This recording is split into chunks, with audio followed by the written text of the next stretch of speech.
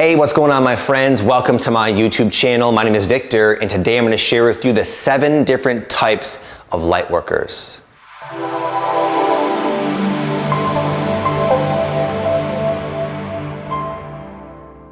Number 1, Incognito. These are the type of light workers that are aware that they're a light worker. They've been on the spiritual awakening path for some time. These are people that have, I would say, different abilities. You might, if you're one of these, you might be able to communicate with your spirit guides. You might be aware, for example, of like your starseed lineage. You might have a lot of these connections to the stars, to the other side that you've been made aware of throughout your life, but you find yourself in a very ordinary life where, as much as you would love to share some of your experiences, you just look around and you know there's no one that's going to even come close to comprehending or not resisting the different things that you would have to say that are very real to you and very real in terms of what's real, basically.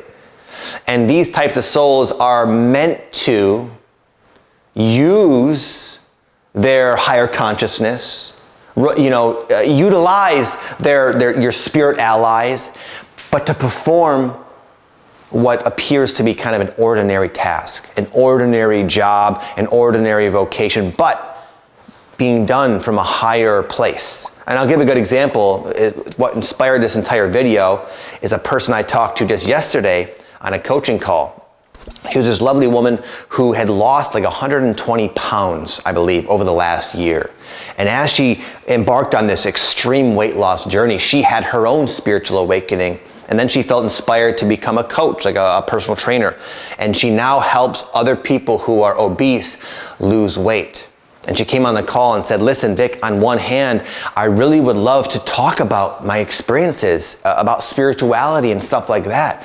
But I also feel this calling just to help these people lose weight because I know what it's going to do for them. I know if I can help them just lose weight, kind of an ordinary thing on planet Earth here, then they're going to have an awakening. They're going to confront a lot of their unconsciousness and unresolved issues. And she also knows if she was to start mixing in her spiritual knowledge, it would probably turn them away. But that's okay, because her role is to just help these people. And this is her own words. I'm not telling you. She admitted she feels called to help these people, even though she knows it's best to kind of keep quiet, at least for now, about a lot of the cool spiritual type of experiences she's had. Number 2, the disruptors. These are people with a big presence. They're like the rebellious indigo type of souls that they might rub you the wrong way. They might rub your friends the wrong way, but that's the point. They came here to stand firm in their maybe unique and never before seen or experienced energy signature, if for no other reason but to shake people up, to help broaden people's limited paradigm of thinking. Just to say, you know what? I'm a valid expression of God, of the One, of Source. Like it or not, I am what I am. I got my freak flag and I'm waving it everywhere I go. Some people are going to love it. They're going to think it's cool and nifty. Other people are going to be afraid of it. Some people are going to despise it. But regardless, these people, they just wave that flag and they don't care. They just don't care. They have that type of edge, that courage just to be their bold selves. A good example is one of my favorite artists of all time, Jim Morrison.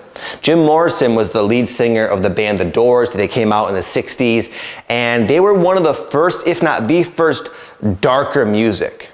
At the time they came out, there was a lot of like happy-go-lucky, like censored type of music, and Jim Morrison came in with his poetry, and he wanted to sing about death. He wanted to sing about sex and things like that everyone thought about, but weren't really comfortable admitting.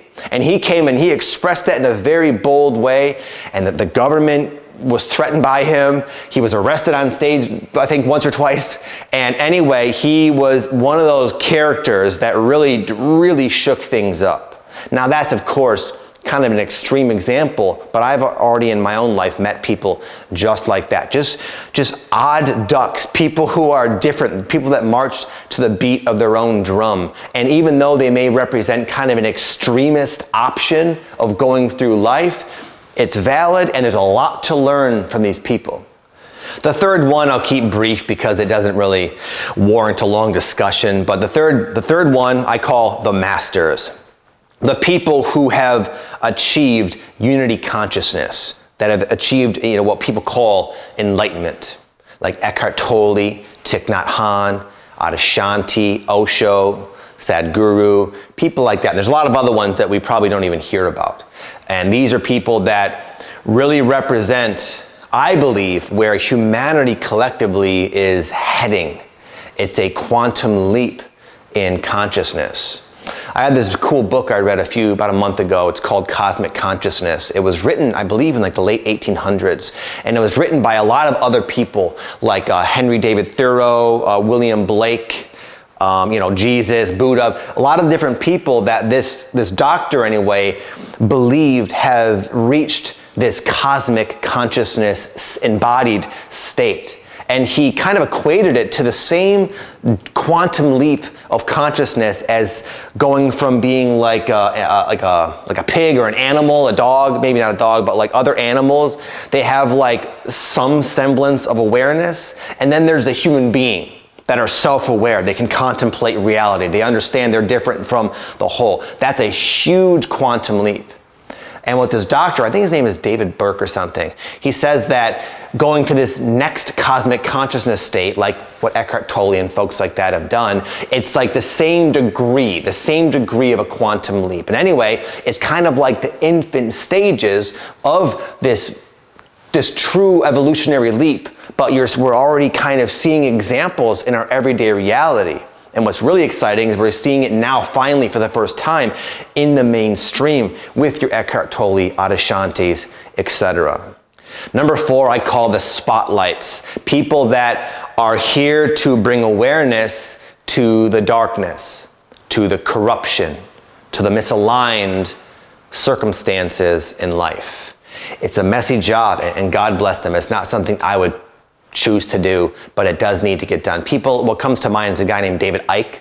A lot of you probably know him. Back in the day, I read a bunch of his books, and I think he's a pretty swell guy, a pretty tapped in dude, but he is all about bringing awareness to, again, without going into the grim, gory details, into the darkness, into the corruption of the government and the power dynamics at play on planet Earth. A lot of the systems set in place to, in a sense, keep humanity at a lower frequency, a lower level of consciousness. There's a lot going on behind the scenes. A lot of you probably are aware of it because of people like this, people like David Icke, people, what's his name? Something Jones? It's Tom Jones, some other, there's a bunch of them actually out there. But anyway, these are people that feel called to do this, and it's a dangerous job. A lot of these people are, they are threatened with their life because of these other forces, and it's, again, it's not something I would choose to do personally, but I really appreciate it because even though sometimes their findings might be a little bit exaggerated, in my opinion, it's a valid way to shine light on the darkness, which is what this entire time of living on planet Earth is all about. This next one I call the high vibers. These are people that feel very different and live very different, oftentimes isolated lives. These are people that really prefer just to be in nature, and they probably eat like a vegan diet and meditate a lot and are very, very, very tapped in and try to live most of their life at a very high frequency. These people couldn't imagine living in like New York City or LA or something like that. They would be so unhappy, so because they're so sensitive, and that's their purpose. Now these people, you may not see them. You may read their books or you might experience their art in some way that they can do from their little sanctuary. But these are not people that are going to be out there in the spotlight because it's just a different type of energy that they're not here to do. They're here to live at a very high frequency and essentially just share their energy with the world. A lot of these people will never even feel inspired to do or create anything that would really be like an example of their energy signature. They are just meant to be, I think what Dolores Cannon calls like antennas, beacons of light. And their struggle, a lot of them might feel like they should be doing more. They should be going off and writing books or whatever, or doing different things. But it keeps coming back to the fact that no, you just stay alive.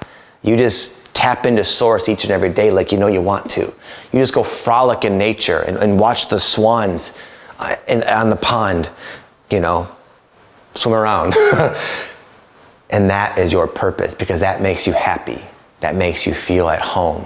And that allows your energy to be as big as it possibly can. People like me, I'm like more in the spotlight. I do things like this. I have to kind of balance. I have to eat a heavier diet. I have to subject myself to circumstances that are not necessarily as high vibe as dwelling in nature constantly. That's my role. But there are people that feel called just to be these beacons of light, the high vibers. This next one is kind of an interesting one. I call them the unaware. Not in an insulting way, but what I mean is there are people out there, and I've met them personally, they epitomize the qualities of a light worker, minus all the different esoteric understanding, minus even the awareness that they came here for a purpose. They don't know that. But what they are really good, sincere, genuine, decent, loving, kind, compassionate, grateful people, good souls, good people.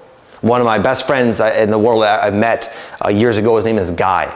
I would put him under this category. He's just a normal dude, but he is the friendliest, nicest man you will ever meet. I remember I met him at a drug halfway house in Boca Raton, Florida. And I was young. I was like 18 years old. I just moved from Michigan to Florida. I was scared shitless. I was a mess. I was coming off of heroin. I was not in a very good place. And this Boca house I went to had a lot of fucking crazy ass people from all over the world. Addicts, convicts, ex-murderers, people like that have done real time, all gathered in this asylum to ideally get better. And I was like one of the youngest, if not the youngest person out of hundreds of people. And anyway, I will never forget how good he made me feel. And he made everyone feel that way. I remember walking up one day, like my first couple days, and he was just like, "Hey kid," he'd call me kid. "Hey kid, how you doing?" He said, "Come on, man." And he just took me around. He didn't know me. He just sort of took me around, showed me around, and we became just thick as thieves, me and Guy. And I noticed he was like that with everybody. He was friends with everybody. And to this day, he's just an amazing human being. I wish sometimes I even contemplate bringing him on just so you can meet him. But he wouldn't even know what the hell we're talking about. But he just has that frequency of just love. And there are people out there like that don't need to explain themselves. They don't even need to be aware. They don't need to convey the essence of their lightworker selves in any of the terms that we're using here on this channel. It's unnecessary because it's all about the way they live their life, their energy, their heart. Call the bridges.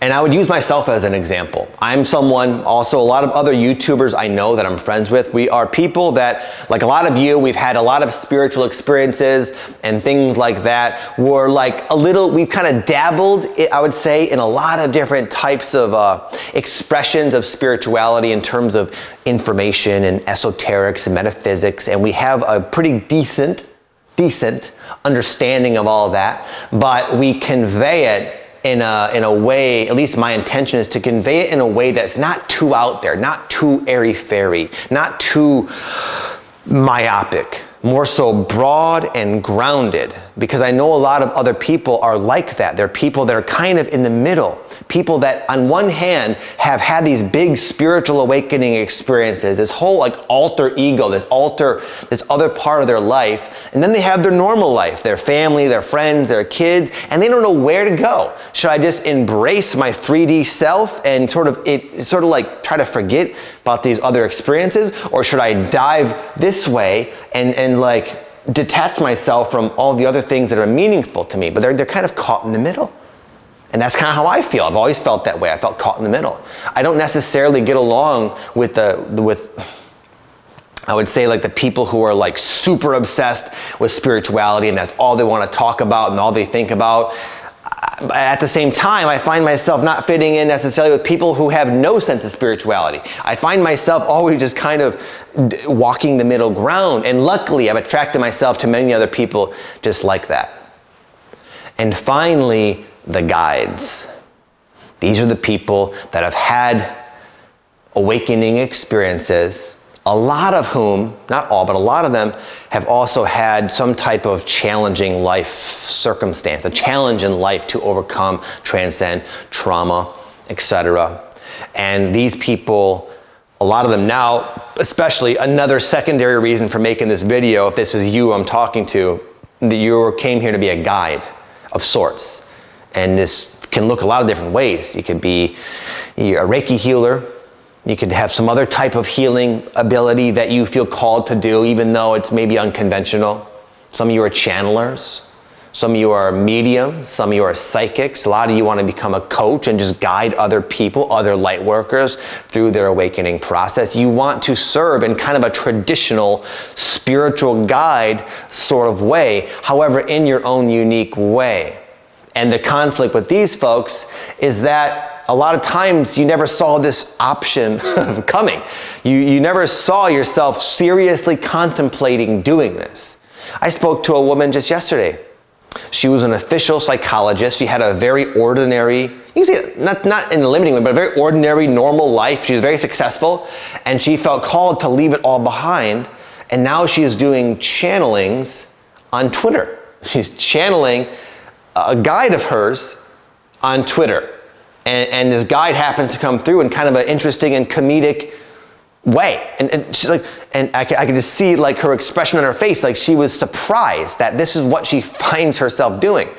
I was the same way for a time. I was a personal trainer. I had a very like normal life for all intents and purposes. And all of a sudden I felt called to leave that all behind and start doing energy readings about the full moon on YouTube and talking about ascension and light workers and fourth density and fifth dimension and all these kind of things.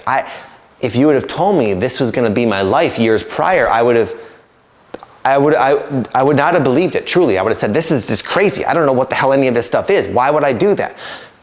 Lo and behold, I find myself here. And I know what it's like to resist the call because it seems so foreign, so unfamiliar, so not something you could have ever predicted. But what I will say for you folks who are meant to be the guides, that calling will not go away. It will only become stronger and stronger and stronger. And eventually, whether you like it or not, your life is going to push you into that role anyway. But good, because when you embrace this role, trust me, you will be able to support yourself in some way. You will attract the circumstance you need to allow you to do this important work. You're going to be very happy. You're going to be a lot more free. It's a kick-ass life. And there's a lot of you out there. There's so many, in fact, that my other YouTuber friend Aaron Dowdy and I have a whole program to help these people build an actual lifestyle and business out of this guide role. We call it full-time purpose. And if you want to learn more about that, there's a free community where we'll sometimes do live sessions and share videos and share messages and teach them. I'll leave a link down below. It's a totally free community with other people, other guides just like you doing this type of work. Check it out if you'd like. With that said, my friends, you all have an amazing day. I hope you enjoyed this video. And by the way, I don't claim to have this insider information of all the different types of light workers. These are simply 7 of the different types that have stood out to me over the course of my life. I'm sure there are many more, and these aren't official names. This is just kind of an idea for a cool video to help you embrace who you are, even if it's different than what you thought you needed to be. Okay? Have an amazing day, my friends. Peace.